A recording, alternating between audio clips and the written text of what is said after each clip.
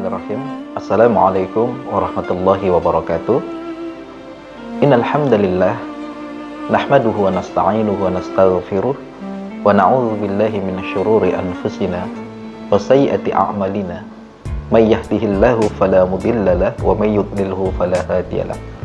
Saudaraku yang dimuliakan dan dirahmati Allah Subhanahu wa taala. Di seri kisah kali ini kita akan berbicara tentang sesosok sahabat yang luar biasa dalam menghadapi tekanan, dalam mempertahankan keimanan.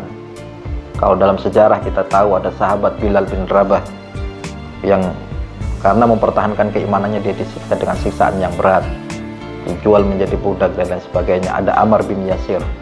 Nah, kali ini kita akan berbicara sosok sahabat yang juga luar biasa dalam menghadapi tekanan, dalam mempertahankan keimanannya. Dia adalah Khabbab bin Al-Arat. Ya. Khabbab adalah seorang sahabat yang terkenal akan luar biasa mempertahankan keimanannya.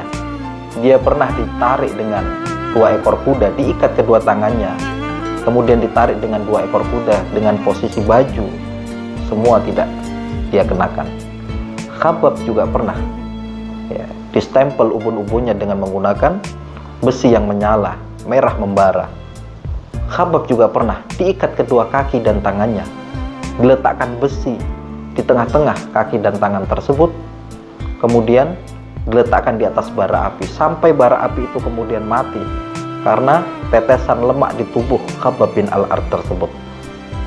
Yang menarik adalah suatu ketika Rasulullah SAW melihat Khabbab disiksa dengan siksaan yang sangat di luar batas kemanusiaan tersebut, dan Rasul berdoa, "Ya Allah, berikan kesabaran kepada Khabbab." Sampai suatu ketika di tengah jeda di saat Khabbab tidak disiksa, dia datang kepada Rasulullah SAW secara sembunyi-sembunyi dan dia mengatakan, "Ya Rasulullah, kenapa Anda tidak berdoa kepada Allah Subhanahu wa taala agar saya dan juga sahabat-sahabat yang lain yang disiksa dengan siksaan di luar batas kemanusiaan ini diringankan siksaannya, tidak mengalami penderitaan yang begitu pedih?" Maka Rasulullah SAW kemudian mengatakan kepada Khabbab, "Ya Khabbab, inna min kana qablikum kana ahadukum yudha'u min syaru ala mufarraqah fa yakhlisu baina qadamaihi la yusarrifu dzalika an dini." Wahai Khabbab, ketahuilah, ada orang-orang sebelum kalian yang mempertahankan keimanannya, digergaji kepalanya sehingga terbelah di antara kedua kakinya, wa yamshutu bi imsyatil hadid, dan bahkan ada orang yang disisir kepalanya dengan sisir besi sehingga terpisah antara tulang dan kulitnya. La yusarrifu dzalika an dini, tapi itu tidak menjadikan orang tersebut kemudian menanggalkan dan melepaskan keimanannya kepada Allah Subhanahu wa taala. Maka Khabbab tidak bisa berbicara apapun ketika itu. Dia kemudian tertunduk dan dia menerima semua ujian yang Allah berikan kepadanya dengan sabar. Kemudian dia pergi. Dan hari-hari pun dia lalui dengan siksaan dan seterusnya. Saudaraku yang dimuliakan dan dirahmati Allah Subhanahu wa taala. Demikian juga gambaran dalam kehidupan kita dalam mempertahankan keimanan. Tentu di masa-masa saat ini kita juga merasakan bagaimana mempertahankan keimanan itu merupakan ujian tersendiri buat kita. Mempertahankan sholat, di mana banyak orang tidak mengerjakan sholat.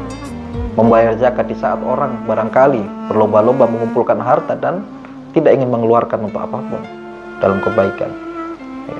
Menjaga hijab kita di tengah orang-orang barangkali sekarang ini banyak yang membuka auratnya dan lain sebagainya. Di dalam ketaatan di tengah orang-orang yang barangkali saat ini banyak menanggalkan dan meninggalkan perintah Allah Subhanahu wa taala. Ini juga merupakan ujian keimanan kita saat ini. Ramadan, cara Allah Subhanahu wa taala mengembalikan semua siklus kita dalam kebaikan. Maka mari kita manfaatkan sebaik-baiknya waktu di Ramadan ini untuk menghidupkan dengan amal-amal ibadah, mempertahankan keimanan kita, dan semoga Allah Subhanahu wa taala menjadikan kita sebagai orang yang muntijah di Ramadan ini. Aku qouli hadza fa astaghfirullahaladzim wa lakum. Assalamualaikum warahmatullahi wabarakatuh.